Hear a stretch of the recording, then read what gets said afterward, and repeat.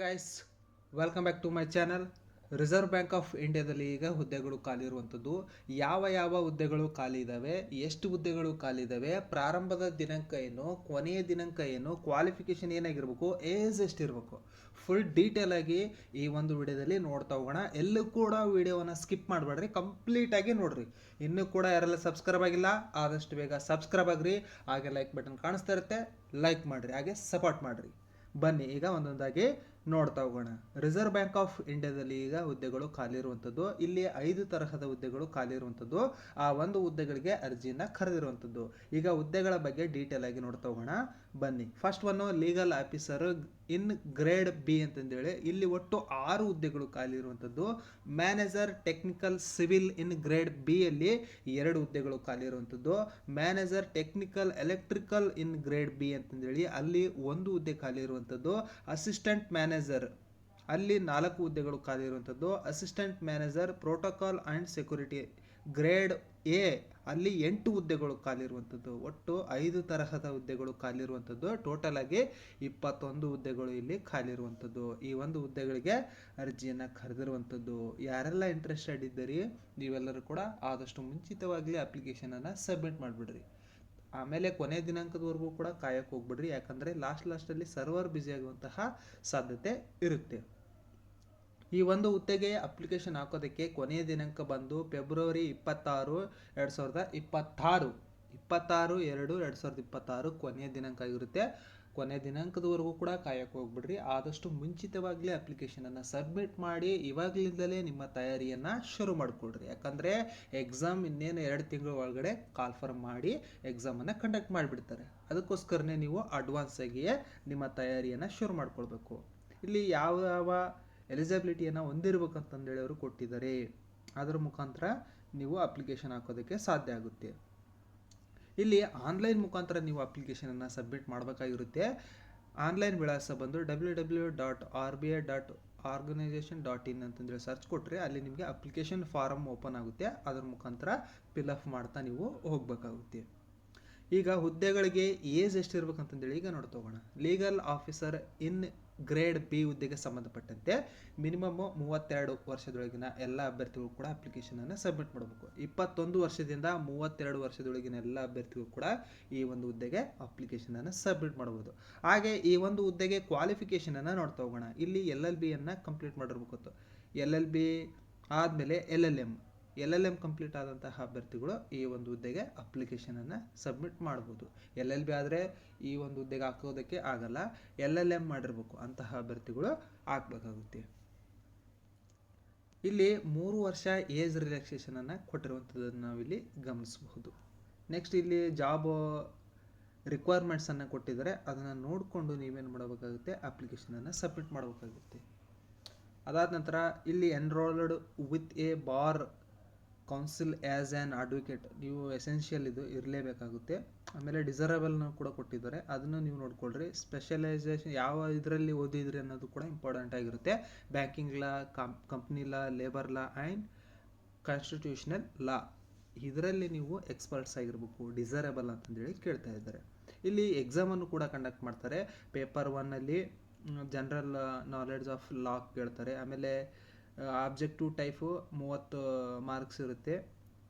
Descriptive type 120 marks ಇರುತ್ತೆ. ಆಮೇಲೆ paper 2 English descriptive type ಇರುತ್ತೆ. ಇಂಟರ್ವ್ಯೂನು ಕೂಡ ಕಂಡಕ್ಟ್ ಮಾಡ್ತಾರೆ. ಒಟ್ಟು ಟೋಟಲ್ ಆಗಿ 290 ಅಂಕಗಳಿಗೆ ಎಕ್ಸಾಮನ್ನು ಕಂಡಕ್ಟ್ ಮಾಡ್ತಾ ಹೋಗ್ತಾರೆ. ಇಲ್ಲಿ 3 ಅವರ್ಸನ್ನು ಟೈಮನ್ನು ನಿಮಗೆ ಕೊಡ್ತಾ ಹೋಗ್ತಾರೆ. ಆ ಟೈಮಿಂಗನ್ನು ನೋಡಿಕೊಂಡು ನೀವೇನು ಮಾಡಬೇಕಾಗುತ್ತೆ, ಆನ್ಸರನ್ನು ಮಾಡ್ತಾ ಹೋಗ್ಬೇಕಾಗುತ್ತೆ. ಈ ಒಂದು ಎಕ್ಸಾಮಲ್ಲಿ ಯಾರೆಲ್ಲ ಒಳ್ಳೆಯ ಅಂಕಗಳನ್ನು ಗಳಿಸಿ ಕ್ವಾಲಿಫೈಡ್ ಆಗ್ತಾರೆ ಅಂಥವ್ರಿಗೆ ಅವ್ರು ಏನು ಮಾಡ್ತಾ ಹೋಗ್ತಾರೆ, ಸಂದರ್ಶನಕ್ಕೆ ಕರಿತಾ ಹೋಗ್ತಾರೆ. ಈ ಒಂದು ಸಂದರ್ಶನ ಇಂಗ್ಲೀಷ್ ಅಥವಾ ಹಿಂದಿಲಿ ಅವ್ರೇನು ಮಾಡ್ತಾ ಹೋಗ್ತಾರೆ, ಕಂಡಕ್ಟ್ ಮಾಡ್ತಾ ಹೋಗ್ತಾರೆ. ನೀವು ಇಂಗ್ಲೀಷು ಸ್ವಲ್ಪ ಎಕ್ಸ್ಪರ್ಟ್ ಇದ್ದರೆ ನಿಮಗೆ ಬೆಟರ್ ಅನಿಸುತ್ತೆ. ನೆಕ್ಸ್ಟ್ ಮ್ಯಾನೇಜರ್ ಟೆಕ್ನಿಕಲ್ ಸಿವಿಲ್ ಇನ್ ಗ್ರೇಡ್ ಬಿ ಈ ಒಂದು ಹುದ್ದೆಗೆ ಸಂಬಂಧಪಟ್ಟಂತೆ ಮಿನಿಮಮ್ 21 ವರ್ಷ ಇರಬೇಕು. ಮ್ಯಾಕ್ಸಿಮಮ್ 35 ವರ್ಷದೊಳಗಿನ ಎಲ್ಲ ಅಭ್ಯರ್ಥಿಗಳು ಕೂಡ ಅಪ್ಲಿಕೇಶನನ್ನು ಸಬ್ಮಿಟ್ ಮಾಡ್ಬೋದು. ನೆಕ್ಸ್ಟ್ ಈ ಒಂದು ಹುದ್ದೆಗೆ ಕ್ವಾಲಿಫಿಕೇಷನನ್ನು ನೋಡೋಣ. ಯಾವುದಾದ್ರೂ ಒಂದು ಡಿಗ್ರಿಯನ್ನು ಕಂಪ್ಲೀಟ್ ಮಾಡಿರ್ಬೇಕು. ಆ ಡಿಗ್ರಿಯಲ್ಲಿ ಯಾವುದಂತಂದರೆ civil engineering or equivalent qualification with a minimum 60% marks general ಕ್ಯಾಟಗರಿಯವರು ಹೊಂದಿರಬೇಕಾಗುತ್ತೆ. SC ST ಗಳಾಗಿದ್ದರೆ 55% ಹೊಂದಿರಬೇಕಾಗುತ್ತೆ. ಇಲ್ಲೂ ಕೂಡ ಎಕ್ಸ್ಪೀರಿಯನ್ಸನ್ನು ಕೇಳಿದರೆ ಅಟ್ಲೀಸ್ಟ್ 3 ಇಯರ್ಸ್ ಎಕ್ಸ್ಪೀರಿಯನ್ಸನ್ನು ಹೊಂದಿರುವಂಥವ್ರು ಈ ಒಂದು ಹುದ್ದೆಗೆ ಅಪ್ಲಿಕೇಶನನ್ನು ಸಬ್ಮಿಟ್ ಮಾಡ್ಬೋದು. ಇಲ್ಲೂ ಕೂಡ selection will be through online and offline examination paper 1 and paper 2 ಎರಡೂ ಕೂಡ ಎಕ್ಸಾಮನ್ನು ಕಂಡಕ್ಟ್ ಮಾಡ್ತಾ ಹೋಗ್ತಾರೆ. ಈ ಒಂದು PDF ಅನ್ನು ನಿಮಗೆ ಟೆಲಿಗ್ರಾಮ್ ಚಾನಲಲ್ಲಿ ಕೊಟ್ಟಿರ್ತೀನಿ. ಟೆಲಿಗ್ರಾಮ್ ಚಾನಲ್ ಲಿಂಕನ್ನು ಈ ವಿಡಿಯೋ ಡಿಸ್ಕ್ರಿಪ್ಷನ್ ಬಾಕ್ಸ್ನಲ್ಲಿ ಕೊಟ್ಟಿರ್ತೀನಿ. ನೀವು ಅದನ್ನು ಜಸ್ಟ್ ಕ್ಲಿಕ್ ಮಾಡಿ ನನ್ನ ಟೆಲಿಗ್ರಾಮ್ ಚಾನಲನ್ನು ಜಾಯ್ನ್ ಆದರೆ ಈ ಒಂದು PDF ಅನ್ನು ಡೌನ್ಲೋಡ್ ಮಾಡ್ಕೊಳ್ರಿ. ನಿಮ್ಮ ಯಾವ ಹುದ್ದೆಗೆ ಹಾಕ್ಬೇಕು ಅಂದ್ಕೊಂಡಿದ್ರೆ ಅದನ್ನು ಡಿಸೈಡ್ ಮಾಡಿಕೊಂಡು ಅದರದೊಂದು ಸಿಲೆಬಸ್ ಕೊಟ್ಟಿದ್ದಾರೆ, ಆ ಒಂದು ಸಿಲೆಬಸನ್ನು ನೋಡಿಕೊಂಡು ನೀವು ಏನು ಮಾಡಬೇಕಾಗುತ್ತೆ, ನಿಮ್ಮ ತಯಾರಿಯನ್ನು ಶುರು ಮಾಡ್ಕೊಳ್ರಿ. ಇಲ್ಲಿ ಜಸ್ಟಾಗಿ ನಾನು ಇನ್ಫಾರ್ಮೇಷನ್ ಕೊಡ್ತಾ ಹೋಗ್ತೀನಿ. ಆಮೇಲೆ ಪೇಪರ್ 1 ಇರುತ್ತೆ, ಪೇಪರ್ 2 ಇರುತ್ತೆ. ಅದಾದ ನಂತರ ಇಂಟರ್ವ್ಯೂವನ್ನು ಕಂಡಕ್ಟ್ ಮಾಡ್ತಾರೆ. ಇಂಟರ್ವ್ಯೂಲ್ಲಿ 35 ಮಾರ್ಕ್ಸ್ ಇರುತ್ತೆ. ಗ್ರಾಂಡ್ ಟೋಟಲ್ ಆಗಿ 235 ಅಂಕಗಳಿಗೆ ಎಕ್ಸಾಮನ್ನು ಕಂಡಕ್ಟ್ ಮಾಡ್ತಾ ಹೋಗ್ತಾರೆ. ಇಲ್ಲಿ 1/4 ರೀತಿಯಲ್ಲಿ ಅವ್ರು ಏನು ಮಾಡ್ತಾ ಹೋಗ್ತಾರೆ, ನೀವು ತಪ್ಪು ಉತ್ತರಗಳನ್ನು ಏನಾದರೂ ಮಾಡಿದರೆ ಅವರು 4 ಉತ್ತರಗಳು ತಪ್ಪು ಮಾಡಿದರೆ 1 ಅಂಕವನ್ನು ಕಟ್ ಮಾಡ್ತಾ ಹೋಗ್ತಾರೆ. ಅದನ್ನು ಗಮನದಲ್ಲಿ ಇಟ್ಕೊಂಡು ನಿಮ್ಗೆ ಎಷ್ಟು ಗೊತ್ತಿದ್ದಾವೆ ಅಷ್ಟಕ್ಕೆ ಮಾತ್ರ ನೀವು ಆನ್ಸರನ್ನು ಮಾಡ್ತಾ ಹೋಗ್ಬೇಕು. ನೆಕ್ಸ್ಟ್ ನೋಡ್ತಾ ಹೋಗೋಣ, ಮ್ಯಾನೇಜರ್ ಟೆಕ್ನಿಕಲ್ ಎಲೆಕ್ಟ್ರಿಕಲ್ ಇನ್ ಗ್ರೇಡ್ ಬಿ. ಈ ಒಂದು ಹುದ್ದೆಗೆ ಸಂಬಂಧಪಟ್ಟಂತೆ ಮಿನಿಮಮ್ ಎಲ್ಲ ಹುದ್ದೆಗಳು ಕೂಡ 21 ವರ್ಷ ಇರಲೇಬೇಕು. 21 ವರ್ಷದಿಂದ 35 ವರ್ಷದೊಳಗಿನ ಎಲ್ಲ ಅಭ್ಯರ್ಥಿಗಳು ಈ ಒಂದು ಹುದ್ದೆಗಳ ಅಪ್ಲಿಕೇಶನನ್ನು ಸಬ್ಮಿಟ್ ಮಾಡ್ಬೋದು. ಇಲ್ಲಿ ನೋಡ್ತಾ ಇರ್ಬೋದು, A bachelor degree in electrical engineering or electrical and electronics engineering with a minimum of 60%. ಅಂದರೆ ನೀವು ಇಂಜಿನಿಯರಿಂಗಲ್ಲಿ 60% ಜನರಲ್ ಕ್ಯಾಟಗರಿಯವರು ಹೊಂದಿರಬೇಕಾಗುತ್ತೆ. SC STಗಳಾಗಿದ್ದರೆ 55% ನೀವು ಹೊಂದಿ ಪಾಸ್ ಆಗಿರಬೇಕು. ಅಂತಹ ಅಭ್ಯರ್ಥಿಗಳು ಅಪ್ಲಿಕೇಶನನ್ನು ಸಬ್ಮಿಟ್ ಮಾಡ್ಬೋದು. ಇಲ್ಲಿ ಅಟ್ಲೀಸ್ಟ್ 3 ಇಯರ್ಸ್ ಎಕ್ಸ್ಪೀರಿಯನ್ಸನ್ನು ಕೇಳಿರುವಂಥದ್ದು. ಇದನ್ನು ಗಮನದಲ್ಲಿಟ್ಕೊಂಡು ಅಪ್ಲಿಕೇಶನನ್ನು ಸಬ್ಮಿಟ್ ಮಾಡಿರಿ. ಇಲ್ಲಿ ಡಿಸೈರಬಲ್ ಕೂಡ ಕೊಟ್ಟಿದ್ದಾರೆ. ಈ ಒಂದು PDF ಅನ್ನು ಟೆಲಿಗ್ರಾಮ್ ಚಾನಲಲ್ಲಿ ಕೊಟ್ಟಿರ್ತೀನಿ. ನಿಧಾನಕ್ಕೆ ನೋಡಿಕೊಂಡು ಡೌನ್ಲೋಡ್ ಮಾಡಿಕೊಂಡು ನಿಮ್ಮ ತಯಾರಿಯನ್ನು ಶುರು ಮಾಡಿಕೊಳ್ರಿ. ಯಾವ ರೀತಿಯಾಗಿ ಅಪ್ಲಿಕೇಶನ್ ಹಾಕ್ಬೇಕು ಅನ್ನೋದನ್ನು ಕೂಡ ಈ ಒಂದು PDF ಅಲ್ಲಿ ಕೊಟ್ಟಿರ್ತಾರೆ. ಅದನ್ನು ನೋಡಿಕೊಂಡು ನೀವು ಅಪ್ಲೈ ಮಾಡೋದಕ್ಕೆ ಶುರು ಮಾಡಿರಿ. ಇಲ್ಲಿ ಸಿಲೆಬಸನ್ನು ಕೊಟ್ಟಿದ್ದಾರೆ. ಈ ಒಂದು ಸಿಲೆಬಸ್ ಪ್ರಕಾರ ನೀವೇನು ಮಾಡಬೇಕಾಗುತ್ತೆ, ನಿಮ್ಮ ತಯಾರಿಯನ್ನು ಶುರು ಮಾಡ್ಕೊಳ್ಬೇಕಾಗುತ್ತೆ. ಇಲ್ಲಿ 235 ಅಂಕಗಳಿಗೆ ಎಕ್ಸಾಮನ್ನು ಕಂಡಕ್ಟ್ ಮಾಡ್ತಾ ಹೋಗ್ತಾರೆ. 35 ಅಂಕಗಳನ್ನು ಇಂಟರ್ವ್ಯೂಗೆ ತೆಗೆದಿಟ್ಟಿದ್ದಾರೆ. ಇನ್ನೆರಡು ಪೇಪರ್ 1 ಪೇಪರ್ 2 ಎರಡೂ ಕೂಡ ಎಕ್ಸಾಮ್ ಇರುತ್ತೆ.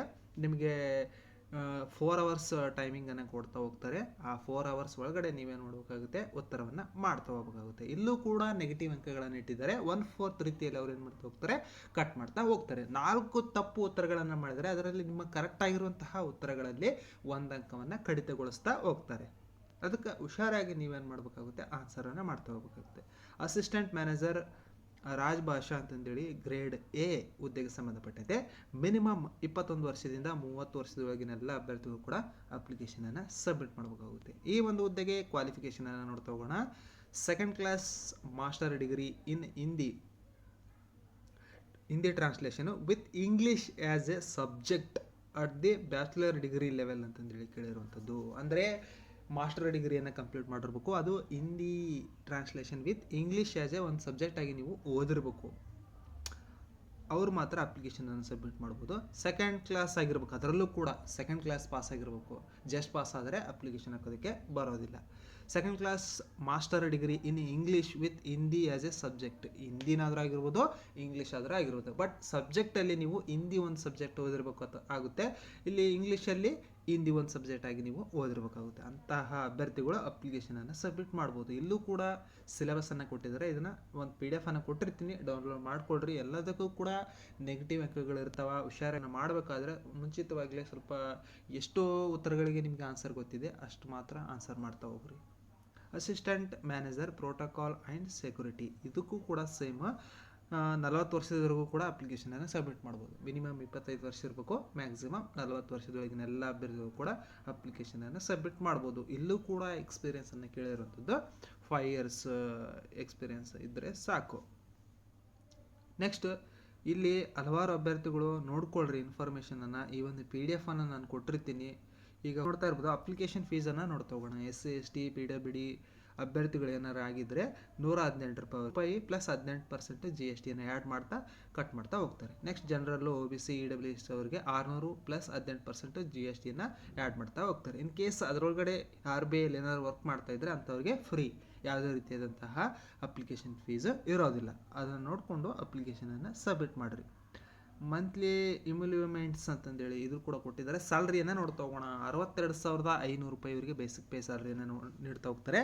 ಮ್ಯಾಕ್ಸಿಮಮ್ ಇವರಿಗೆ 1 ಲಕ್ಷದವರೆಗೂ ಸ್ಯಾಲ್ರಿ ಪ್ರತಿ ತಿಂಗಳು ನೀಡ್ತಾ ಹೋಗ್ತಾರೆ. ಬೇರೆ ಬೇರೆ ಹುದ್ದೆಗಳಿಗೆ ಬೇರೆ ಬೇರೆ ಸ್ಯಾಲ್ರಿಯನ್ನು ಅವ್ರು ಏನು ಮಾಡಿದ್ದಾರೆ, ನಿಗದಿಯನ್ನು ಮಾಡಿರುವಂಥದ್ದನ್ನು ಗಮನಿಸಬಹುದು. ಇದನ್ನೆಲ್ಲ ಕೂಡ PDF ಅನ್ನು ಕೊಟ್ಟಿರ್ತೀವಿ. ನಿಧಾನಕ್ಕೆ ನೋಡಿಕೊಂಡು ಅಪ್ಲಿಕೇಶನನ್ನು ಸಬ್ಮಿಟ್ ಮಾಡಿರಿ. ಈ ಒಂದು ವಿಡಿಯೋವನ್ನು ನಿಮ್ಮ ಸ್ನೇಹಿತರಿಗೆ ಅಥವಾ ನಿಮ್ಮ ಫ್ಯಾಮಿಲಿಯವರಿಗೆ ಶೇರ್ ಮಾಡಿರಿ, ಲೈಕ್ ಮಾಡಿರಿ. ಹಾಗೆ ಸಬ್ಸ್ಕ್ರೈಬ್ ಆಗೋದನ್ನು ಮಾತ್ರ ಮರಿಬೇಡ್ರಿ. ಹಲವಾರು ಅಭ್ಯರ್ಥಿಗಳು ಹುದ್ದೆಗಳಿಗಾಗಿ ಹುಡುಕಾಡ್ತಿರ್ತೀರಿ, ಅಂತಹ ಅಭ್ಯರ್ಥಿಗಳಿಗೆ ಶೇರ್ ಮಾಡಿರಿ. Good luck.